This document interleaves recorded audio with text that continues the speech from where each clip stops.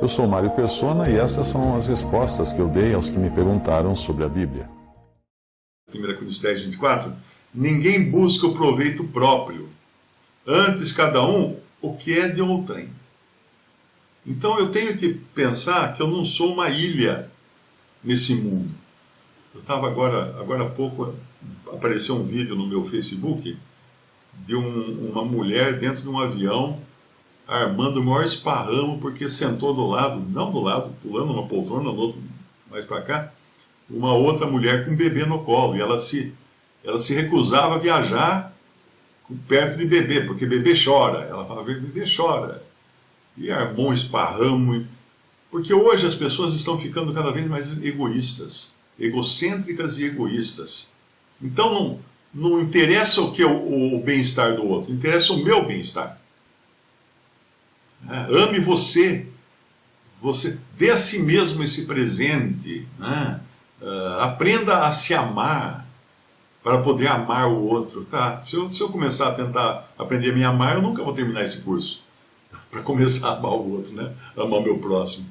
Ninguém busca o proveito próprio, antes cada um o que é de outrem.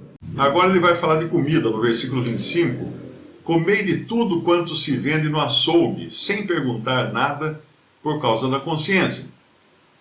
Mais uma vez, lembrando que nós estamos falando de uma sociedade pagã, onde os animais, antes de irem para o açougue, eles eram sacrificados aos ídolos. Eles eram sacrificados aos deuses pagãos. Depois eles eram mortos e mandados para o açougue. E ele fala, comei de tudo que se vende no açougue, sem perguntar. Porque se perguntar, a resposta vai ser, esse aqui foi sacrificado para Diana, a grande Diana dos Efésios e tal. Então vai estar sempre ligado a ídolos. Então não pergunte por causa de consciência. Certo? É como aqui, você vai comprar um frango, imagina você vai comprar um frango e fala assim, mas esse frango foi oferecido a Iemanjá, por exemplo? Isso, não sei se é assim que eles fazem, né?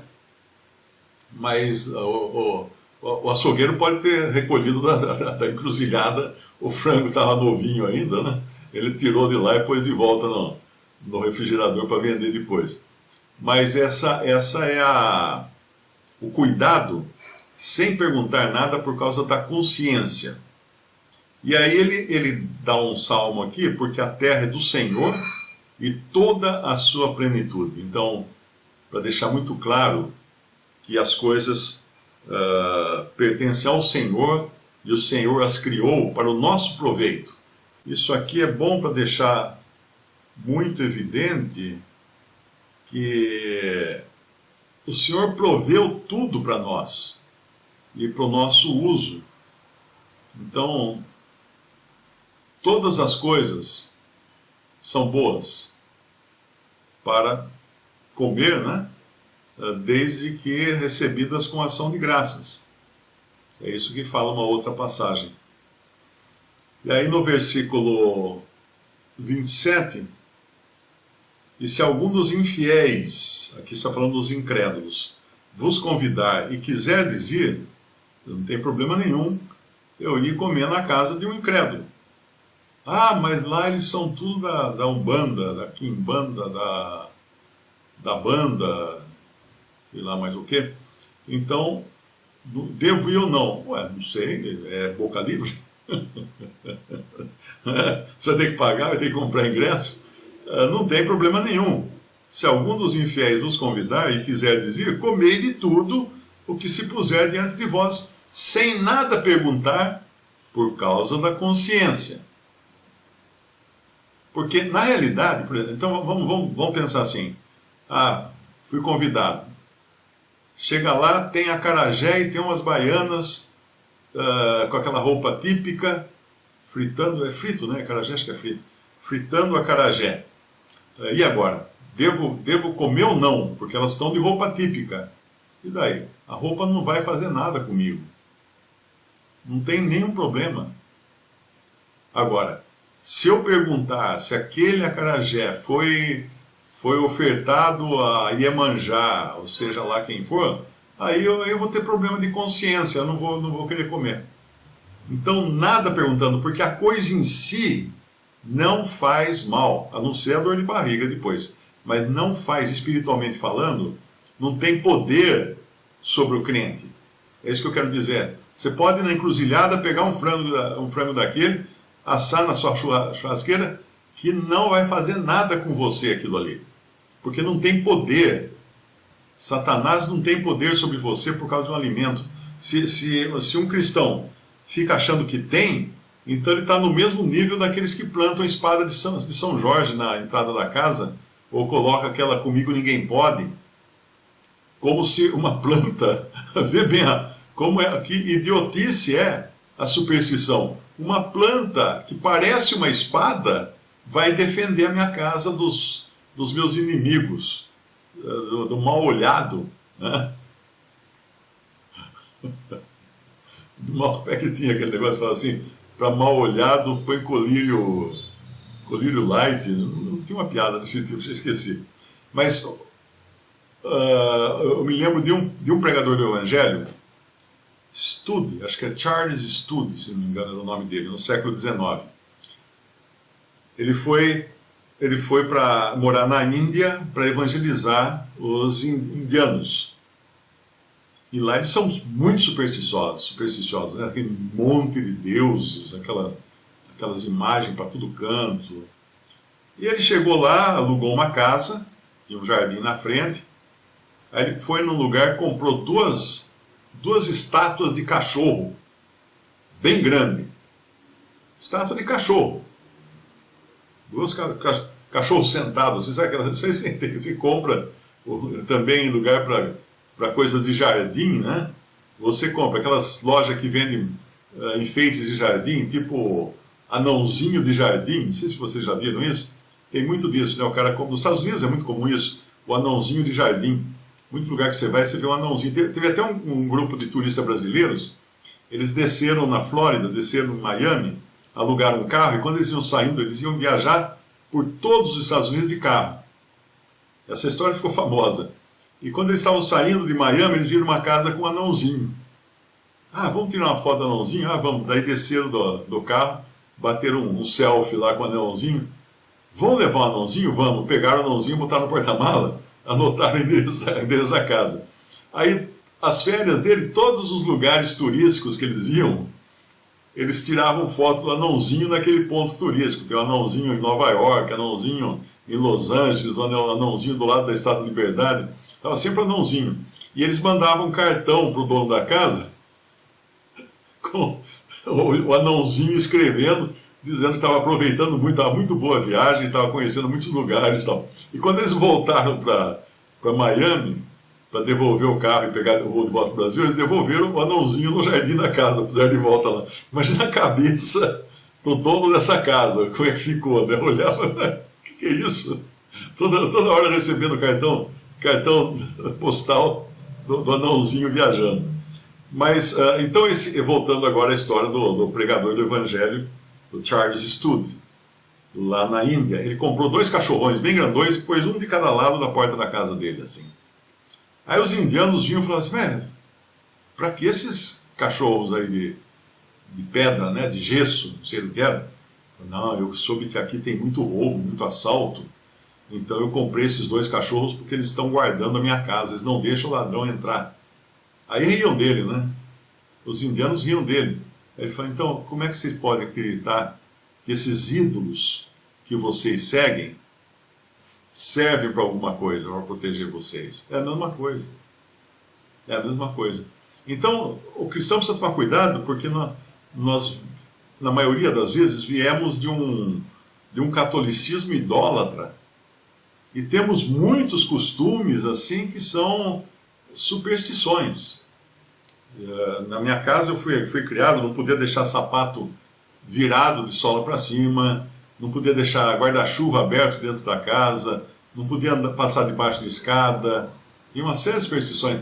Minha mãe mesmo tinha lá um arbusto de arruda do lado da porta de entrada para segurar os maus olhados, os maus espíritos, não sei o quê. Depois ela acabou se convertendo.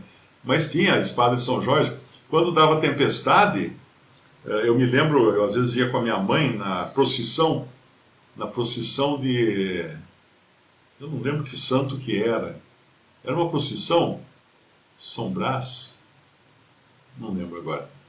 Eles distribuíam, o padre distribuía, era palmas, né, a procissão de palmas. Então distribuía folhas de palmeira, galhos de palmeira, todo mundo via assim na procissão segurando aqueles galhos de palmeira.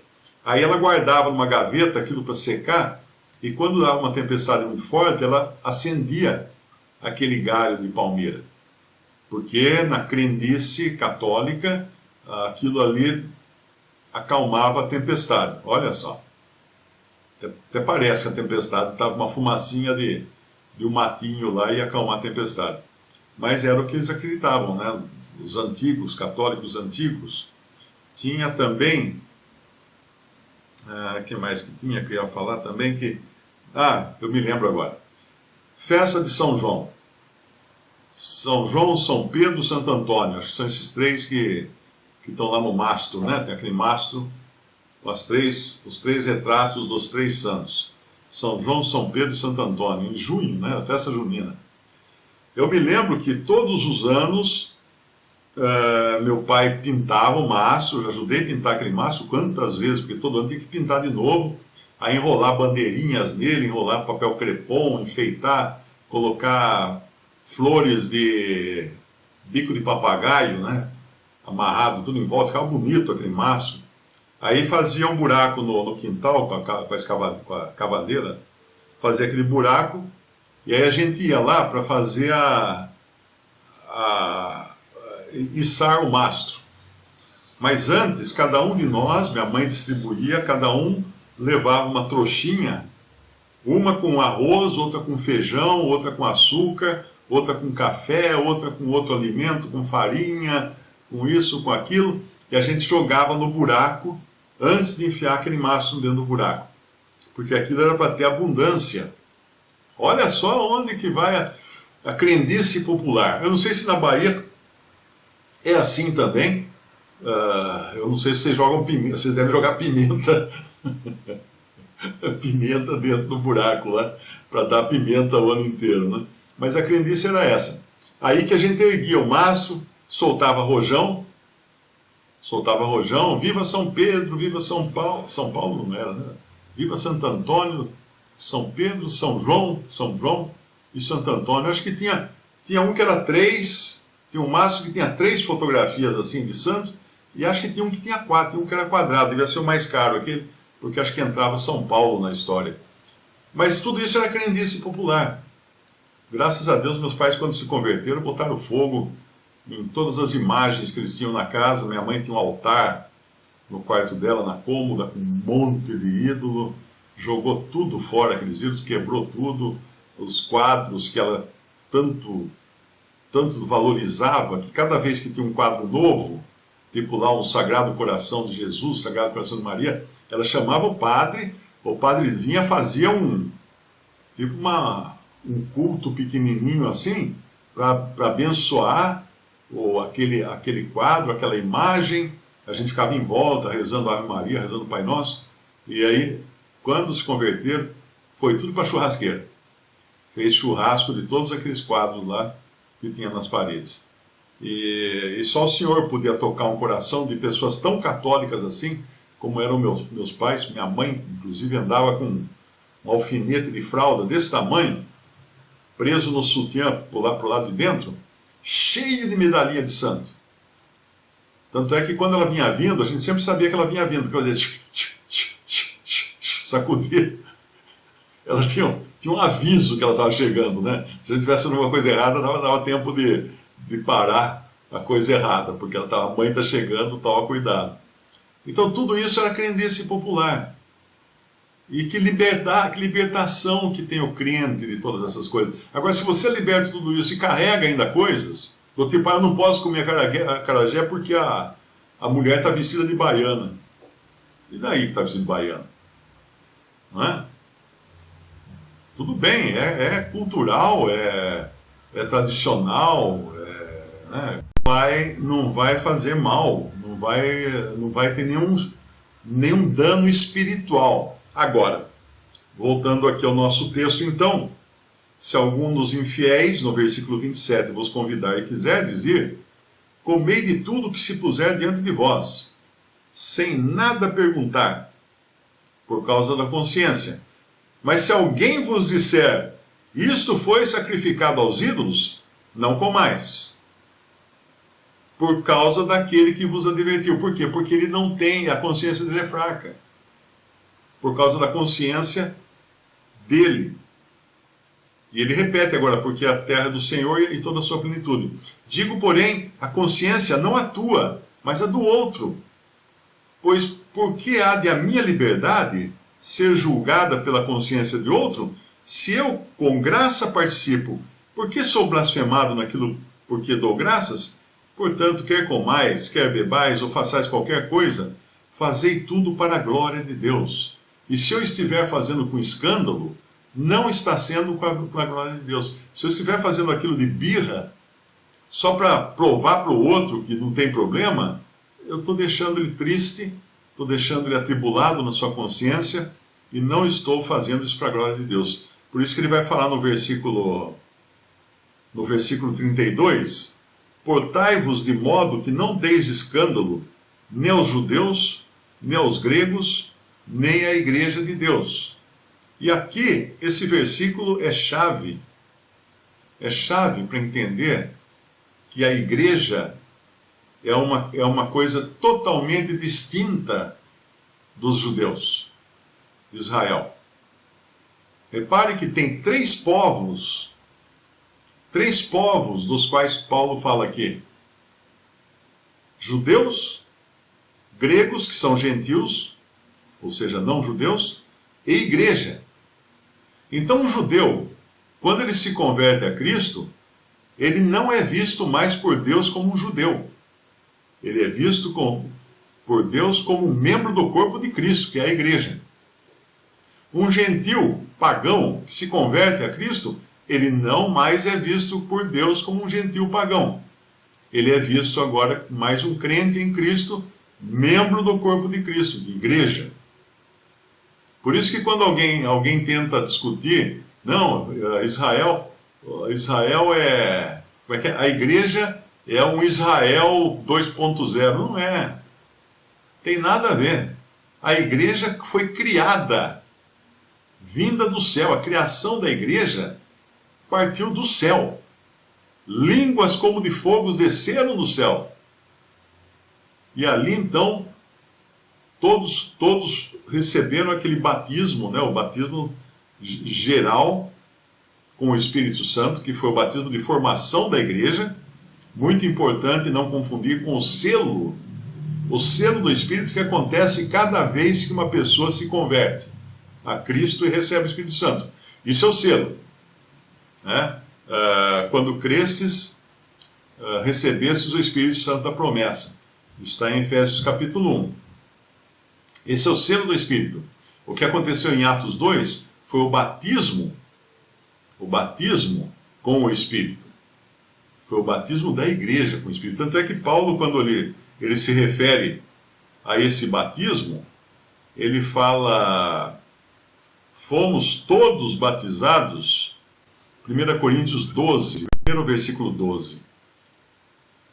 Porque assim como o corpo é um e tem muitos membros, e todos os membros, sendo muitos, são um só corpo, assim é Cristo também.